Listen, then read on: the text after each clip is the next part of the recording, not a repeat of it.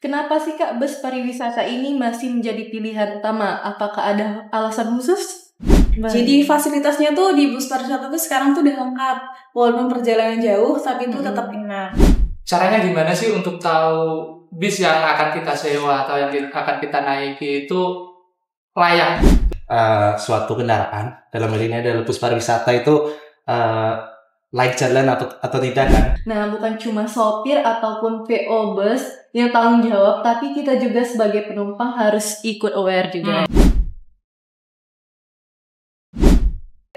Halo Sobat Mitra Darat, apa kabar semuanya? Kembali lagi di podcast CLBK, Cerita Lama bersama kami. Tempat kita ngobrol santai tapi bermakna seputar dunia perhubungan dan segala dinamikanya. Oke, saya Jihan dan rekan saya Candi Alvan. Baik, kami berdua akan memandu kegiatan podcast pada hari ini. Yap, hari ini pasti seru banget karena kita bakal ngebahas sesuatu yang udah pasti dekat sama pengalaman liburan kalian semua. Tebak apa coba? Dari Mas Canggi bisa nebak? Apa ya? Resort mungkin, apa destinasi wisata gitu atau apa? Kurang deh Mas. Ini berhubungan dengan ngangkut orang-orang. Ngangkut orang-orang. Iya. Angkot. Agak besar dikit. Agak besar dikit. Iya. Tujuannya agak jauh. Agak jauh. Bus. Bener nggak? Bus. Iya betul banget bus. Tapi lebih benar banget, lebih betul banget bus pariwisata.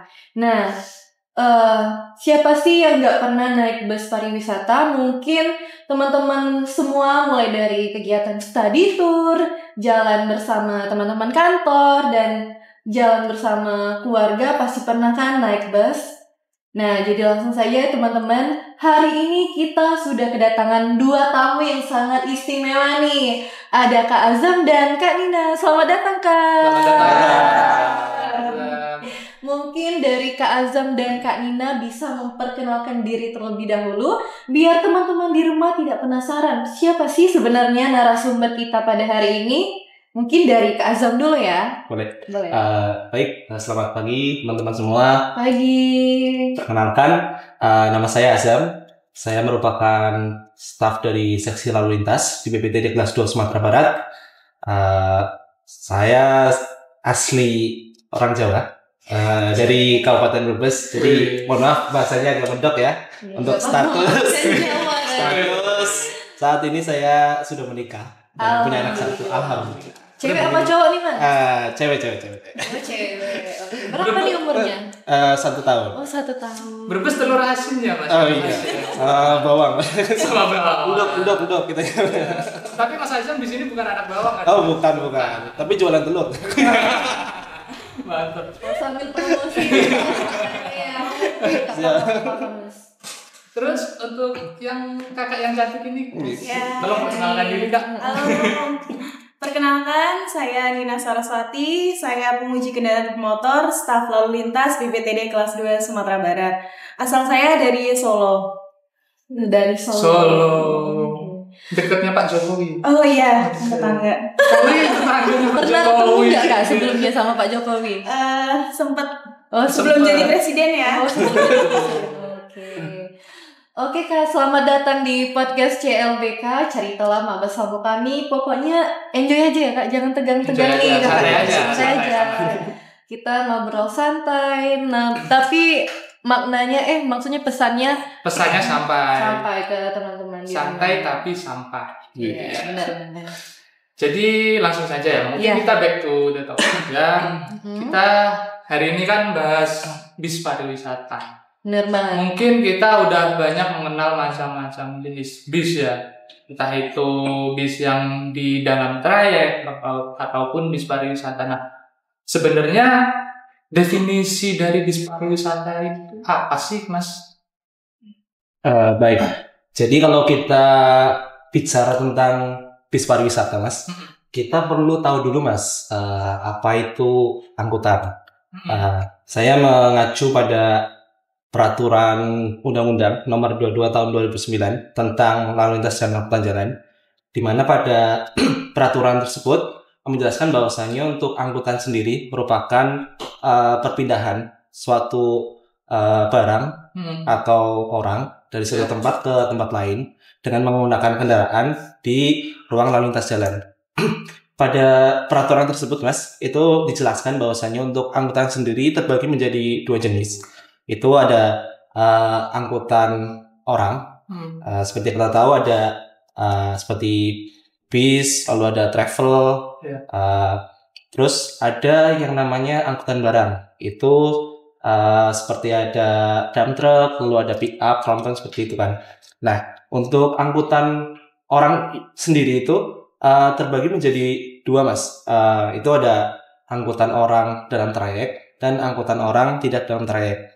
Di mana melanjutkan dari pertanyaan Mas Anggi tadi, untuk bus pariwisata sendiri itu, Mas, karena untuk keperluannya, Mas, yaitu untuk mengangkut orang atau penumpang dalam kegiatan wisata, maka bus pariwisata masuk ke dalam angkutan orang tidak dalam trayek. Nah, dalam hal ini itu masuk ke dalam angkutan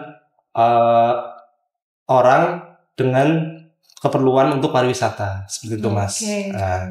Berarti semua itu memang sudah terstandar ya, dan sudah ada peruntukan sendiri-sendiri, mulai dari angkutan barang sampai angkutan orang atau angkutan penumpang itu sudah terstandar sendiri-sendiri. Terlebih lagi antara bus pariwisata tuh. Jadi jelas banget nih ya Kak, perbedaan antara bus pariwisata sama bus yang lain-lainnya. Nah, selanjutnya kita chance nih ke Kak Nina ya. Kak Nina, ada siap kan Kak?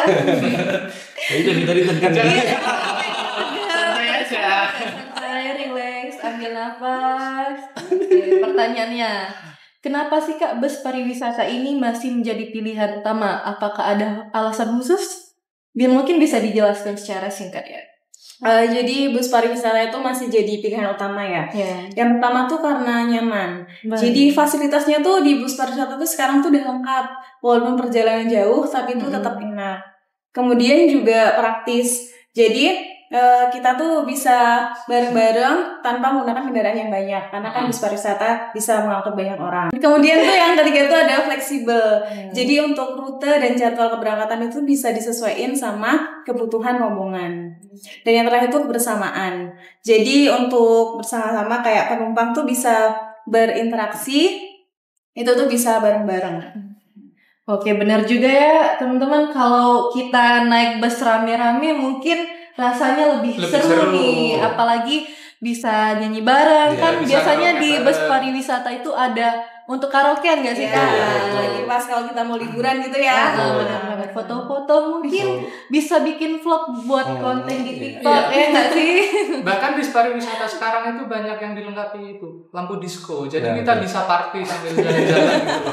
Keren. Dan bisa juga sambil ngibain orang. Itu biasanya di kursi paling belakang gitu. Rombongan belakang. Di ini ya, di smoking area ya kadang ya kalau ada. Iya, tapi meskipun fasilitasnya sudah bermacam-macam ya, tapi kan jalanan di Indonesia, terutama di Sumatera Barat ini kan banyak yang ekstrim ya.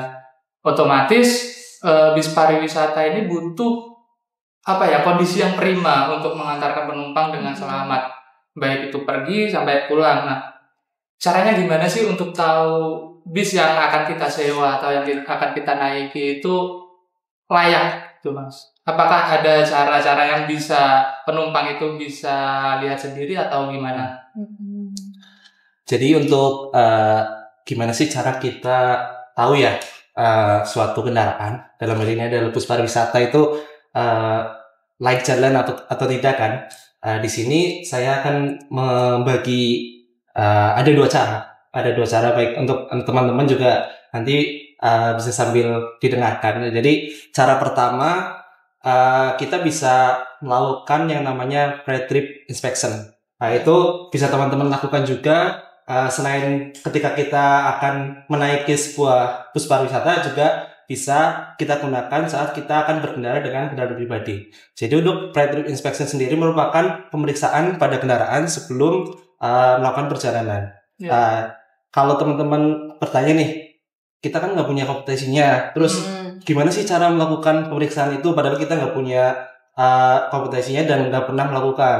Kita ada pedomannya nih teman-teman. Untuk preventive inspection sendiri kita berpedoman pada yang namanya balok. Jadi ini bukan balok kayu ya. Atau balok ini Mas? Oh bukan. Jadi ini balok itu merupakan akronim dari B body, A air, L listrik, O oli, dan K kertas dan karet ya. Jadi apa sih ya balok ini?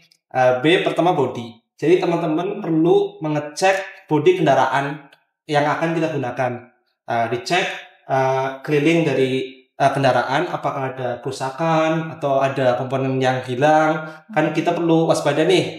Barangkali tiba-tiba kita berkendara banyak hilang satu, kan langsung miring kecelakaan kan. Terus lanjut kedua, air. Kita wajib ngecek apakah air radiatornya kurang atau air wipernya ada masalah. Kalau memang kurang ya kita tambahkan. Jadi ketika kita berjalanan kita tidak mengalami kerusakan pada kendaraan yang mengakibatkan kecelakaan. Lalu lanjut L listrik. Kita juga perlu mengetahui nih sistem kelistrikan dari suatu kendaraan tersebut. Nah, dalam ini kita mengecek apakah fungsi-fungsinya masih optimal, seperti fungsi dari klaksonnya, fungsi dari lampunya apakah masih menyala atau tidak kan. Lalu selanjutnya oli. Jadi kita perlu mengecek dari olinya, entah oli mesinnya atau oli remnya. Dari oli tersebut kita dapat mengetahui apakah kendaraan tersebut memang masih dalam keadaan prima atau tidak. Lalu yang terakhir adalah K, kertas dan karet.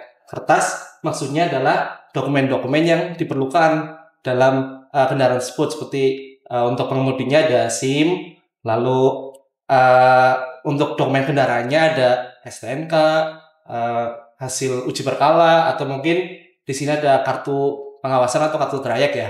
Lalu K selanjutnya itu karet. Nah, kita harus mengecek untuk karet dari wipernya atau karet yang lain nih. Dalam hal ini adalah ban, apakah sudah tipis atau masih dalam keadaan yang bagus, seperti itu.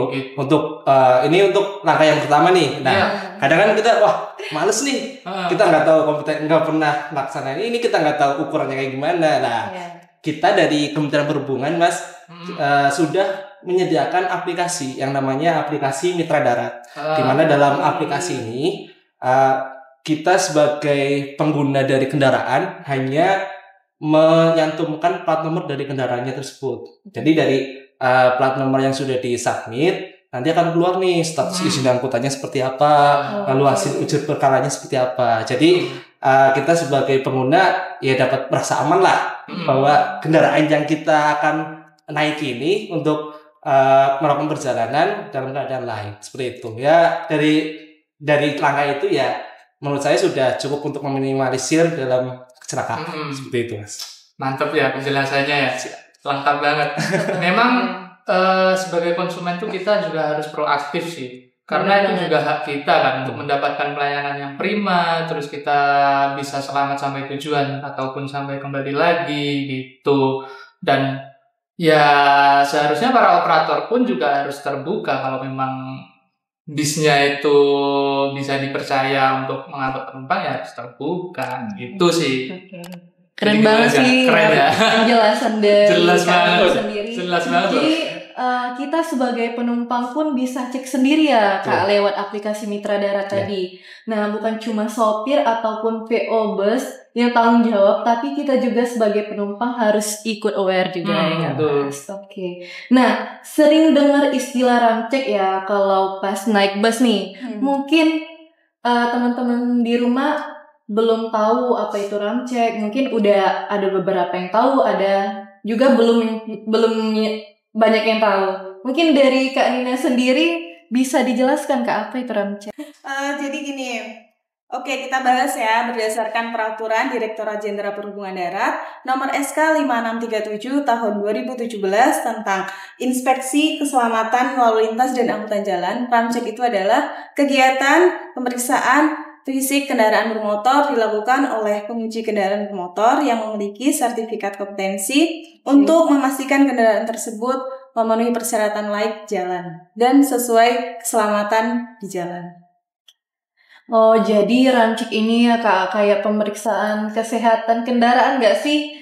Nah, biar kita yakin kalau bus yang kita naik itu benar-benar siap untuk jalan. Ya. Pantes banget sih, penting buat keselamatan ya enggak? Dan yang ngecek juga bukan sembarang orang ya, harus orang yang bersertifikasi. Betul. Nah, kenapa Kak rem cek itu perlu dilakukan? Jadi rem cek itu untuk menjamin keselamatan pengemudi dan penumpang. Kemudian juga untuk memastikan mengurangi resiko kecelakaan, karena sebelum kendaraan beroperasi biar kita tuh tahu kendaraannya itu layak jalan atau enggak. Kemudian juga mematuhi kepastian hukum, administrasi, dan teknisnya. Nah, biasanya waktu yang pas buat rem cek itu kapan, Kak? Jadi waktu yang pas tuh rem cek ini dilakukan secara berkala ya. Jadi berkala. Kan di Kementerian Perhubungan tuh ada terminal tipe A. Jadi sebelum bus itu beroperasi, itu tuh kita tuh harus wajib melakukan rem cek.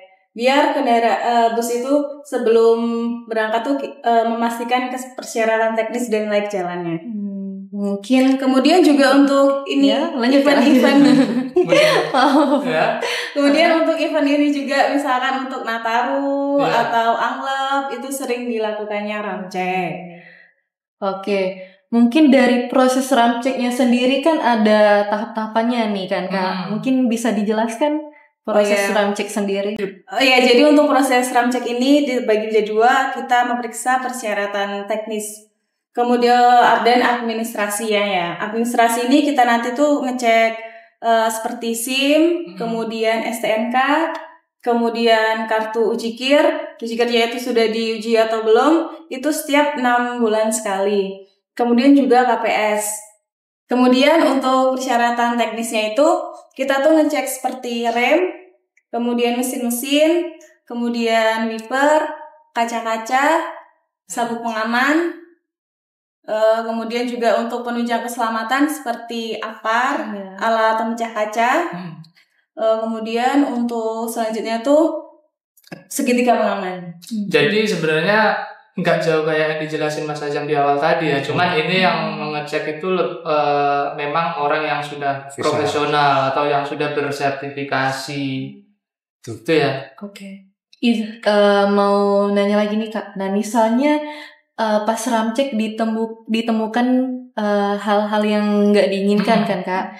Nah itu ada tindak lanjut nggak Kak yang harus diberikan kepada pihak busnya? Ya misal ada yang nggak sesuai standar atau ini waktunya ganti nih atau kacanya pecah atau gimana. Nah kalau seperti itu gimana? Apakah langsung di stop nggak boleh jalan atau gimana? Ya jadi itu ada tingkatannya ya Kak. Jadi tuh misalkan kan sebagai penguji itu kita tuh ngecek nih kendaraan tersebut. Kemudian ada juga PPNS, pegawai negeri penyidik negara sipil. Itu tuh bertugas untuk menindaklanjutin. Jadi misalkan kendaraan ini tuh tergantung dari kendaraan ini berat atau enggaknya kerusakannya. Misalkan yang paling ini tuh riskan tuh seperti rem. Misalkan kita cek tapi remnya nggak laik, kita terpaksa untuk menilangnya. Tapi harus ditain sama PPNS.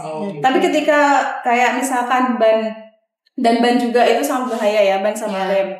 Kemudian kayak misalkan kaca atau gimana yang ringan, kita bisa menindaklanjutinya dengan peringatan. Misalkan kita ingatkan kepada supirnya, kita kasih sosialisasi untuk segera diganti. Ya memang semua itu demi keselamatannya. Jadi kalaupun teman-teman atau masyarakat yang ada di rumah misal nanti ketika menggunakan jasa angkutan darat dan ya bisnya itu diperiksa oleh tim-tim kami atau tim-tim dari Kementerian Perhubungan, entah itu dari Dishub atau Kementerian Perhubungan, ya mohon bersabar sebentar karena itu juga demi keselamatan teman-teman. Tuh. Oh ya, di bus itu kan kalau kita lihat ya, yang familiar itu ada bus pariwisata dengan bus reguler kata masyarakat itu ya. Ada bus pariwisata, ada bus yang lain, dan bus yang lain ini ada bis akap dan bis AKDP. Nah itu sebenarnya apa sih Mas perbedaannya dari ketiga itu? Jadi dari pariwisata, terus akap, terus AKDP itu sebenarnya klasifikasi apa sih? Beda. Baik, sebenarnya kalau dijelaskan bisa sampai berPSKS Mas. Panjang ini. Panjangnya. Satu podcast kayaknya nggak cukup ini. Iya. Kalau rame lanjut part 2 ya sih. Jadi mohon subscribe-nya ya. Jadi gini, terkait dengan perbedaan dari AKAP, AKDP dan pariwisata ya, mungkin informasi juga buat teman-teman nih. Jadi di awal saya sudah menjelaskan bahwasanya untuk angkutan orang sendiri itu kan terbagi menjadi dua, Mas. Angkutan orang dalam trayek dan tidak dalam trayek. Ya. Nah, untuk AKAP dan AKDP itu masuk ke dalam angkutan orang dalam trayek. Pertama AKAP merupakan angkutan antar kota antar provinsi, dan AKDP angkutan antar kota dalam provinsi. Jadi keduanya masuk ke dalam angkutan orang dalam trayek karena mereka memiliki waktu yang sama tiap harinya. Lalu untuk lintasan perjalanannya sama, dan trayeknya pun sama. Jadi mereka melakukan perjalanan setiap hari dengan rute, lintasan, dan jadwal yang sama. Itu mengapa masuk ke dalam jenis angkutan orang dalam trayek. Lalu untuk bus pariwisata sendiri itu masuk ke dalam angkutan orang tidak dalam trayek. Di mana untuk angkutan orang tidak dalam trayek itu terbagi lagi menjadi 4. Yang pertama angkutan orang dengan menggunakan taksi, itu taksi-taksi yang seperti kita lihat itu. Lalu kedua ada angkutan orang dengan tujuan tertentu, itu biasanya ada bis sekolah atau angkutan karyawan, itu masuk ke dalam kategori tersebut.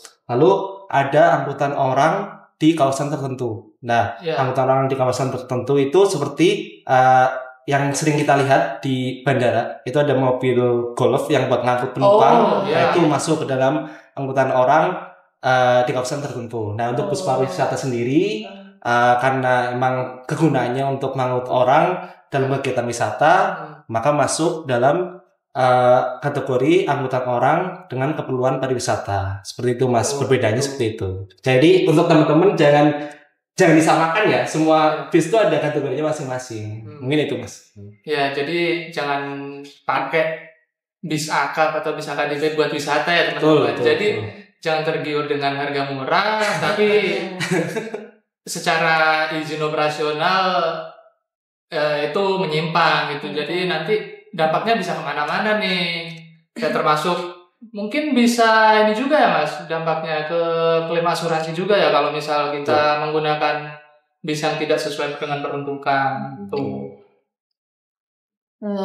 Mungkin lanjut dari penjelasan tadi, apa risiko jika sebuah PO bus menggunakan bus pariwisata untuk melayani rute AKAP atau AKDP secara ilegal? Lalu apa dampaknya untuk keselamatan dan pengawasan? Mengapa perbedaan izin trayek ini menjadi sangat penting? Bisa dijelaskan, Mas?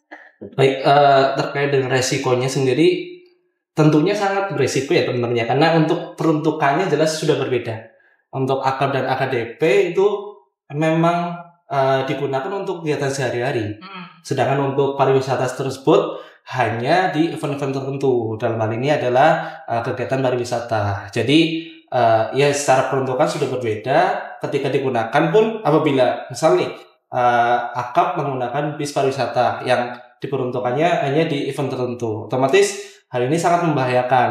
Karena juga bis AKAP dan AKDP kan melintasi trayek-trayek atau lintasan yang bisa dibilang keadaannya cukup ekstrim ya, medianya cukup ekstrim. Nah, dalam ini sangat beresiko terkait dengan keselamatan juga. Lalu juga terkait dengan administrasi. Jadi ketika ada pemeriksaan, seperti dijelaskan tadi oleh Mbak Nina, di terminal selalu ada pemeriksaan ramcek yang dilakukan oleh teman-teman dari penguji kendaraan bermotor dan dari teman-teman PPNS. Itu nantinya akan berdampak di situ, Mas. Jadi ketika ada pemeriksaan ternyata ditemukan kendaraannya tersebut tidak sesuai dengan peruntukannya, otomatis akan terkena sanksi tilang, dan lebih parahnya dari penumpangnya sendiri akan diturunkan dari kendaraan tersebut karena tidak sesuai peruntukannya. Seperti itu resikonya. Jadi jelas banget ya teman-teman, kalau salah izin trayek bukan cuma masalah administrasinya ya, Mas, tapi bisa berdampak juga ke keselamatan para penumpang. Oke, mungkin ada pertanyaan selanjutnya, Mas Yanggi? Gimana ya? Terus gini, Mas. Yang kita lihat itu fenomena saat ini itu banyak tadi ya, seperti tadi bis tidak sesuai dengan peruntukan. Terus ada juga fenomena kayak orang-orang itu malas naik bis di tempat yang semestinya gitu. Jadi kayak misal bis akap ya naiknya di pinggir-pinggir jalan atau di ini, sedangkan nggak ada yang mau masuk ke terminal. Tapi kenapa sih banyak PO atau perusahaan yang kayak mendirikan tempat sendiri-sendiri gitu, daripada di terminal, memfungsikan terminal dengan optimal? Kira-kira ada apa ya? Pandangan Mas Azam sendiri gimana terkait alasannya, mungkin resikonya bagi penumpang itu apa sih Mas? Terus resikonya juga gitu, plus minusnya gitu. Jadi ya memang untuk fenomena saat ini ya memang penumpang sendiri memang mereka sebetulnya lebih nyaman untuk naik atau turun di pool dari PO bis tersebut ya daripada masuk ke terminal. Kalau menurut saya sih ada beberapa faktor. Di mana yang pertama mungkin terkait dengan faktor efisiennya, di mana untuk full kendaraan biasanya itu lokasinya berada di tengah kota atau di daerah-daerah yang dekat dengan pemukiman kan. Nah, dari sini sebagai penumpang untuk efisiensi waktu, otomatis mereka lebih memilih untuk turun di pool yang lokasinya dekat dengan rumah mereka, dengan tujuan mereka kan, dibanding masuk ke terminal yang mungkin lokasinya agak masuk ke dalam, terus biasanya berada di pinggiran kota tersebut kan. Lalu faktor kedua terkait dengan fleksibilitas. Jadi pool kan biasanya berada di pinggir jalan Mas. Nah, masih sama dengan yang tadi ya, karena berada di pinggir jalan mereka jadi nggak usah masuk ke terminal yang harus masuk ke dalam, harus memerlukan waktu yang lebih banyak. Jadi ya bisa turun di pinggir jalan aja karena poolnya di situ kan. Lalu ketiga nih masalah kadang pemikiran masyarakat nih mikir kalau terminal itu adalah kayak sarang preman lah, sarang tempatnya kotor segala macam kan. Padahal ini sambil ini ya informasi buat teman-teman ya. Jadi ya sedikit-sedikit sosialisasi ya. Jadi boleh silakan. Jadi contohnya di terminal kita aja nih di Kota Padang nih, terminal anak air kan. Padahal fasilitasnya udah lengkap. Mulai dari ruang tunggu udah nyaman, ada AC kan, terus bersih, terus ada semacam tempat makan wisata kuliner gitu kan di kantin. Lalu ada juga untuk tempat ibadah dan kamar mandi, WC itu sudah bersih lah, sudah nyaman untuk menunggu, baik menunggu maupun menunggu jemputan dari keluarga. Jadi ya untuk teman-teman jangan takut untuk naik dan turun di terminal, karena untuk fasilitas sudah nyaman dan lengkap seperti itu Mas. Dan apalagi di terminal anak air itu juga ada Transpadang nih kan. Jadi misalkan dari kota terkoneksi jadi terintegrasi kan. Mau ke kota atau apa, ada Transpadang yang bisa ke sana. Dan itu harganya pun murah ya katanya. Masih murah banget loh. Hanya 3.500 kan. Ya, sampai tempat tujuan daripada naik ojek atau kalau anak sekolah 1.000 malah. 1.000. Kalau bisa, kalau misal mau ke Jakarta pengen murah, pakai baju sekolah. Nah, 1.000 bayarnya cuma 1.000 kan. Itu bisa keliling Jakarta tuh sepuasnya kan. Tapi kalau kayaknya muka nggak mendukung lagi nggak sih? Agak apa-apa. Ya tapi tetap tahu diri.